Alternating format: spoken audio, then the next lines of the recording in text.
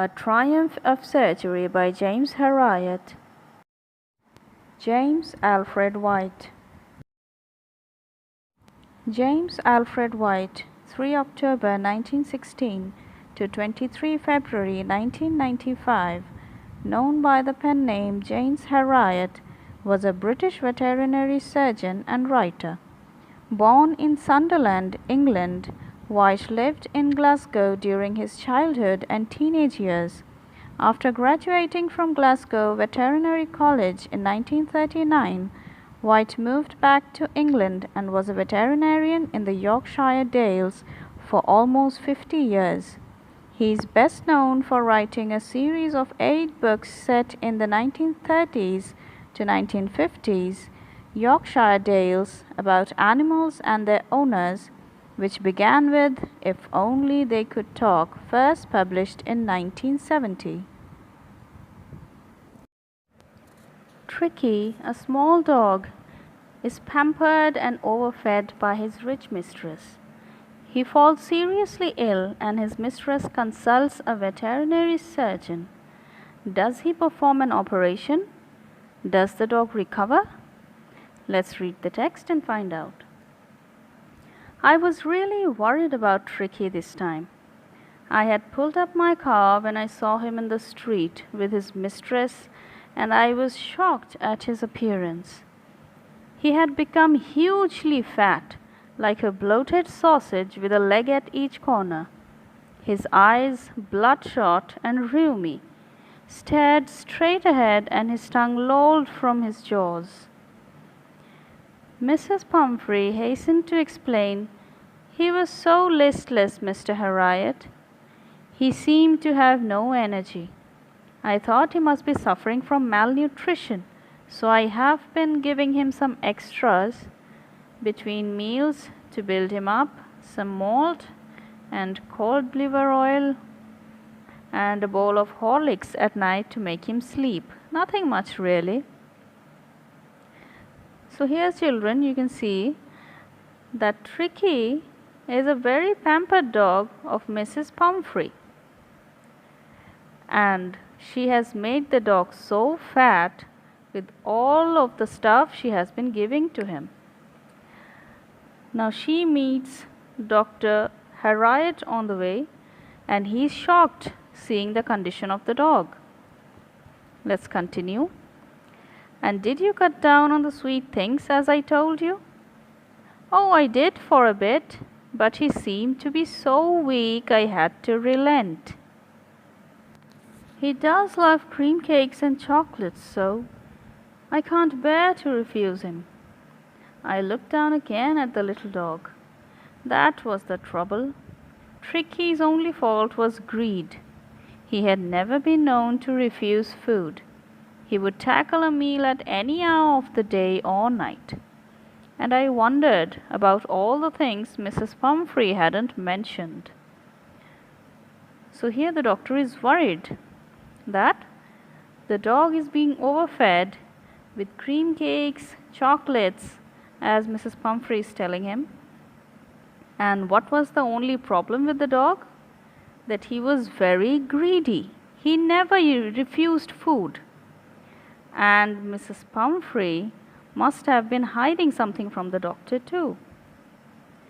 "Are you giving him plenty of exercise?" "Well, he has his little walks with me, as you can see, but Hodgkin, the gardener, has been down with lumbago, so there has been no ring throwing lately." So as the gardener, Hodgkin, was down with lumbago recently, the dog wasn't having any ring throwing lately, and according to Mrs. Pumphrey, he was having his little walks with his mistress. I tried to sound severe. "Now I really mean this. If you don't cut his food right now and give him more exercise, he's going to be really ill. You must harden your heart and keep him on a very strict diet."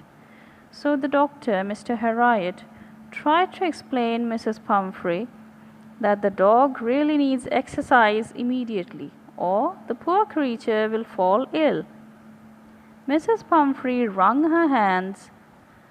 "Oh, I will, Mr. Harriet. I'm sure you are right, but it is so difficult, so very difficult."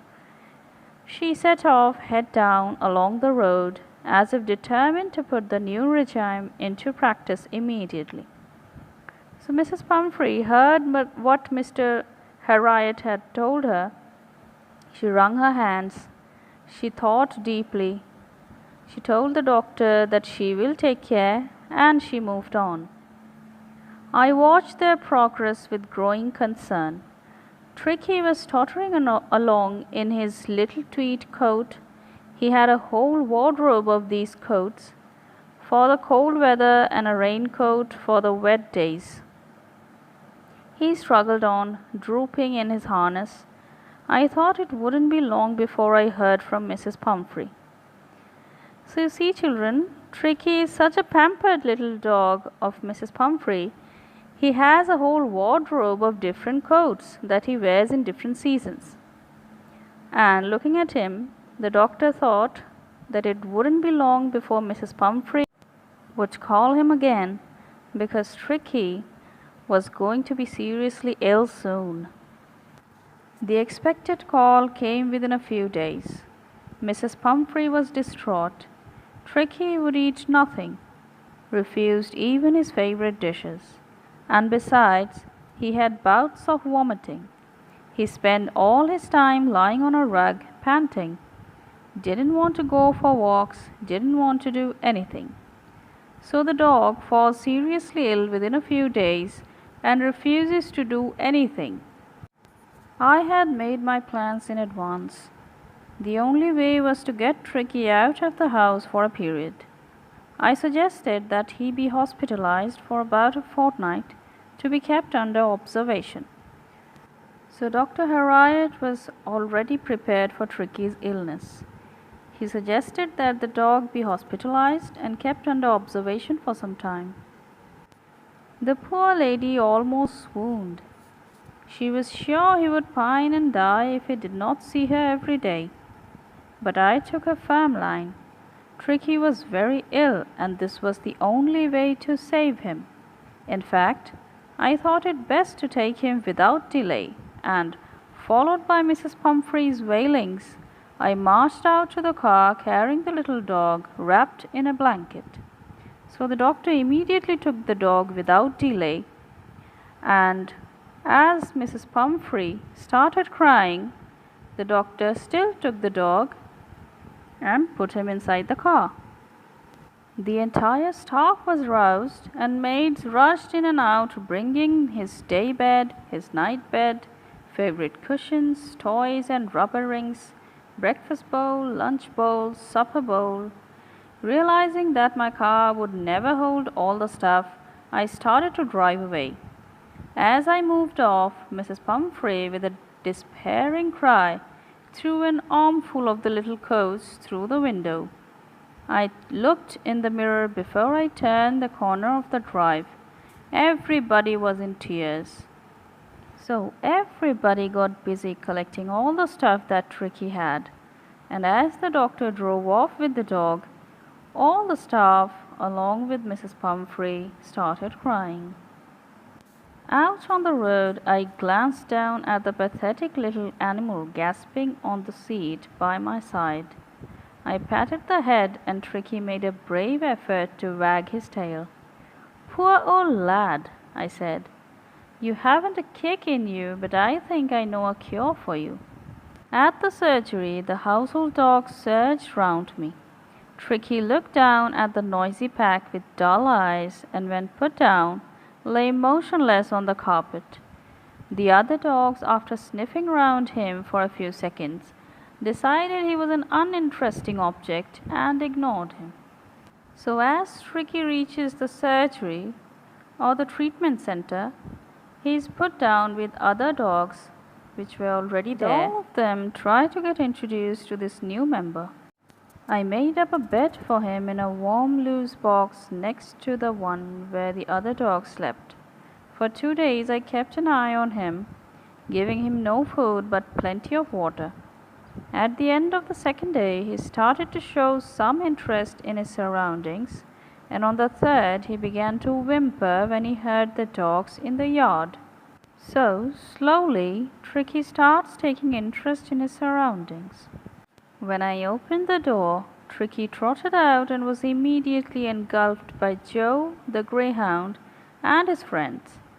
After rolling him over and thoroughly inspecting him, the dogs moved off down the garden. Tricky followed them, rolling slightly with his surplus fat. So here we can see that Tricky is starting to mingle with other dogs, which is a good sign. Later that day, I was present at feeding time. I watched while Tristan slopped the food into the bowls. There was the usual headlong rush, followed by the sounds of high-speed eating. Every dog knew that if he fell behind the others, he was liable to have some competition for the last part of his meal. When they had finished, Tricky took a walk round the shining bowls, licking casually inside one or two of them. Next day, an extra bowl was put out for him, and I was pleased to see him jostling his way towards it. From then on, his progress was rapid. He had no medicinal treatment of any kind, but all day he ran about with the dogs, joining in their friendly scrimmages.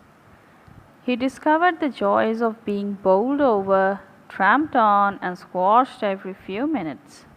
So see, children, here Tricky is not treated with any of the medicines, but when he mingles with other dogs, he discovers the joys of being a normal dog. He became an accepted member of the gang, an unlikely, silky little object among the shaggy crew, fighting like a tiger for his share at meal times and hunting rats in the old hen house at night. He had never had such a time in his life. All the while, Mrs. Pumphrey hovered anxiously in the background, ringing a dozen times a day for the latest bulletins. So his mistress, Mrs. Pumphrey, was worried about him all the time and kept ringing at the surgery to get the latest news about the dog. I dodged the questions about whether his cushions were being turned regularly or his correct coat worn according to the weather, but I was able to tell her that the little fellow was out of danger and convalescing rapidly. The word convalescing seemed to do something to Mrs. Pumphrey. She started to bring round fresh eggs, 24 at a time, to build up Tricky's strength. For a happy period, my partners and I had 2 eggs each for breakfast, but when the bottles of wine began to arrive, the real possibilities of the situation began to dawn on the household. So you see, Tricky was not only given a lot of food, he was also given wine to build up his strength. It was to enrich Tricky's blood. Lunch became a ceremonial occasion with 2 glasses of wine before and several during the meal. So the wine sent for Tricky was actually consumed by the doctor and his friend. We could hardly believe it that the brandy came to put a final edge on Tricky's constitution. So it did not stop at that. Brandy was also sent for the dog. For a few nights the fine spirit was rolled around, inhaled, and reverently drunk. They were days of deep content, starting well with the extra egg in the morning, improved and sustained by the midday wine, and finishing luxuriously round the fire with the brandy. So the doctor was really having the time of his life, keeping Tricky at the surgery. It was a temptation to keep Tricky on as a permanent guest, but I knew Mrs. Pumphrey was suffering, and after a fortnight felt compelled to phone and tell her that the little dog has recovered and was awaiting collection. So after a fortnight, the doctor called Mrs. Pumphrey and told her that the dog was okay. Within minutes, about 30 feet of gleaming black metal drew up outside the surgery. The chauffeur opened the door, and I could just make out the figure of Mrs. Pumphrey almost lost in the interior. Her hands were tightly clasped in front of her. Her lips trembled. "Oh, Mr. Harriet, do tell me the truth. Is he really better?" "Yes, he's fine. There's no need for you to get out of the car. I'll go and fetch him." So Mrs. Pumphrey came there in her gleaming black car to receive her loving dog. I walked through the house into the garden. A mass of dogs was hurtling round and round the lawn, and in their midst, ears flapping, tail waving, was the little golden figure of Tricky. In 2 weeks he had been transformed into a lithe, hard-muscled animal. He was keeping up well with the pack, stretched out in great bounds, his chest almost brushing the ground. So Tricky had become very healthy now. He had lost all his fat and was playing joyfully with all the other dogs when the doctor came to take him. I carried him back along the passage to the front of the house. The chauffeur was still holding the car door open, and when Tricky saw his mistress, he took off from my arms in a tremendous leap and sailed into Mrs. Pumphrey's lap. So the dog became so happy, he jumped from the doctor's arms to Mrs. Pumphrey's lap. She gave a startled "ooh," and then had to defend herself as he swarmed over her, licking her face and barking. So even the dog was very happy seeing his mistress. During the excitement, I helped the chauffeur to bring out the beds, toys, cushions, coats, and bowls, none of which had been used. As the car moved away, Mrs. Pumphrey leaned out of the window. Tears shone in her eyes. Her lips trembled. "Oh, Mr. Harriet," she cried, "how can I ever thank you? This is a triumph of surgery." So without any operation or medicine, Tricky recovers and the story gets a happy ending.